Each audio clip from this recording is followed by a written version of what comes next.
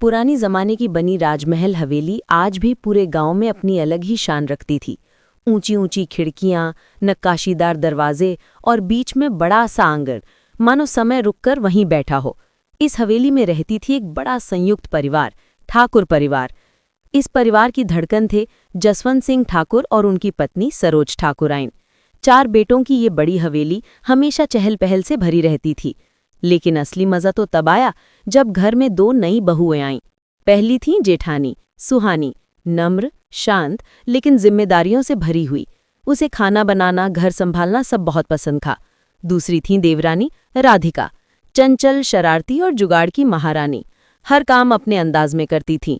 दोनों की जोड़ी बिल्कुल चटनी पूड़ी की तरह थी, एक मसालेदार, दूसरी मीठी, पर एक साथ हों तो मजा दुगना। कहानी की शुरुआत पुरानी हवेली में शादी का ऐलान। एक शाम ठाकुर साहब ने आंगन में सबको बुलाया। इस बार हवेली में धूमधाम से शादी होगी। सबने चौंक कर पूछा, किसकी?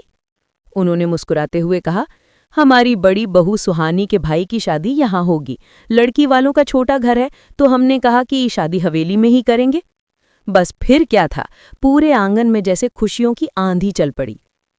शादी का मतलब था धमाका, काम, मस्ती, मेहमान, खाना और सबसे बड़ी बात, देवरानी जेठानी की खुली रसोई। दोनों की आंखें चमक उठीं।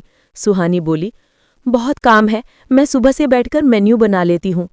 राधिका बोली, और मैं तो जुगाड़ सेट कर दूंगी। दोनों के अलग अलग अंदाज थे, लेकिन काम में दोनों की जोड़ी एकदम कमाल। अगली सुबह बड़ी खुली रसोई की तैयारी। सुबह सुबह हवेली का आंगन दुल्हन की तरह सज चुका था। इधर उधर स्टील के बड़े बड़े भगोने, देगें, तंदूर और सब्जियों की टोकरियां रखी थीं। राधिका ने आते ही आवाज लगाई, सुहानी दीदी, मैंने बड़ा जुगाड़ लगा लिया। आज पूरा खाना खुली रसोई में बनेगा ताकि सबको खुशबू जाए और मजा भी आए। सुहानी हंस पड़ी, तुझे खुशबू से ज्यादा अपनी एंट्री चाहिए। दोनों हंसते हुए काम में लग गईं। काम की जिम्मेदारियां बांटी गई। सुहानी मेन मेन्यू, मिष्ठान, दाल बाटी और सब्जियां। राधिका जुगाड़, सर्विंग, मेहमान संभालना, छोटे छोटे आइडियाज। सासू माँ सबकी देखरेख। पुरुष मंडली सजावट और कुर्सियां लगाना। और छोटे बड़े बच्चे, वो तो बस गुलगुले और पूरियां चुराने में लगे थे। पहला टकराव देवरानी वर्सेस जिठानी। काम शुरू हुआ ही था कि दोनों के बीच पहला तूफान उठ गया। सुहानी ने कहा, चावल 5 किलो कम पड़ेंगे और लाना पड़ेगा। राधिका बोली, कम नहीं पड़ेंगे दीदी, मैंने एक नया जुगाड़ निकाला है। एक भगोने में चावल कम, सब्जियां ज्यादा, लोगों को लगेगा मजेदार पुलाव।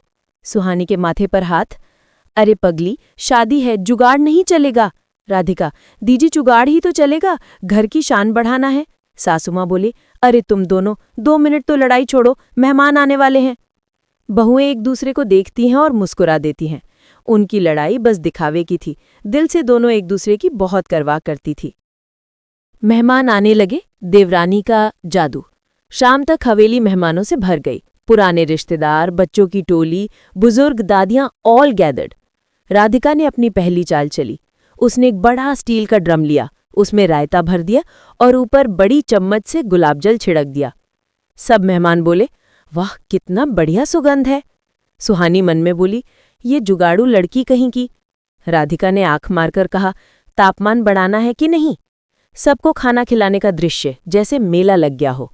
आंगन में बड़े बड़े चटाई बिछा दी गई, लोग बैठ गए। जेठ जी पानी की बाल्टी लेकर घूमते रहे और बहुएं प्लेट भर भर के खाना परोसने लगी। कोई बोले, और पूड़ी दो। कोई बोले, भाई भैया आलू की सब्जी बढ़िया है। कोई बोले, अरे भाई दाल बाटी तो शानदार है।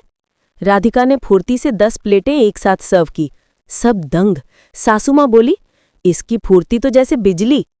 सुहानी मुस्कुराते हुए बोली, इसी की वजह से रसोई चमक रही है। दोनों की टीम वर्क देखकर पूरे परिवार को मजा आने लगा। खाना परोसते परोसते रात काफी हो चुकी थी, लेकिन हवेली की रौनक अभी भी चरम पर थी। बाहर आंगन में लाइटों की चमक, अंदर रसोई से आती खुशबू और चारों तरफ मेहमानों की हंसी। पूरा माहौल किसी मेले से कम नहीं लग रहा था।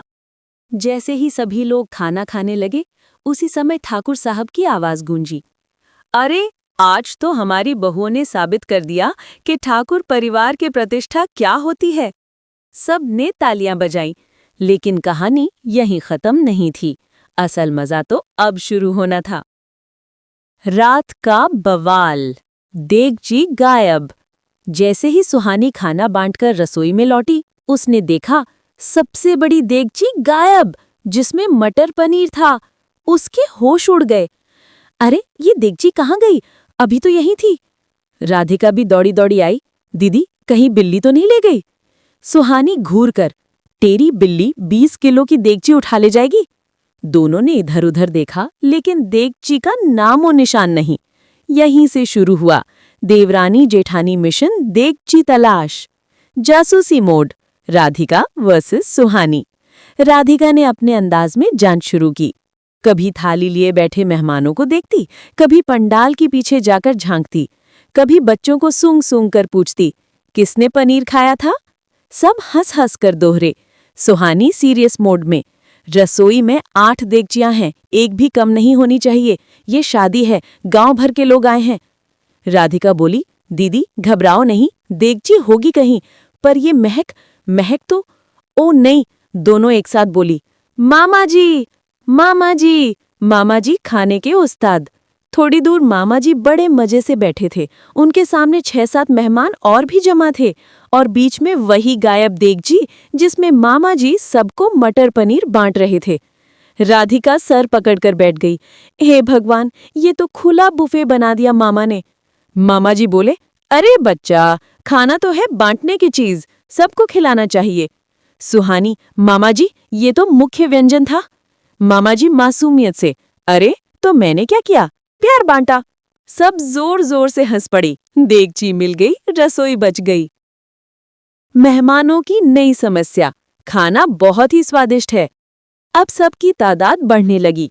एक बुजुर्ग दादी बोली, बहुएं, खाना इतना अच्छा है कि और लोग भी आ रहे हैं। मंदिर से भी 2 दर्जन लोग भेज दिए हैं। सुहानी सहम ले, अब क्या करें, खाना तो आधा ही बचा है।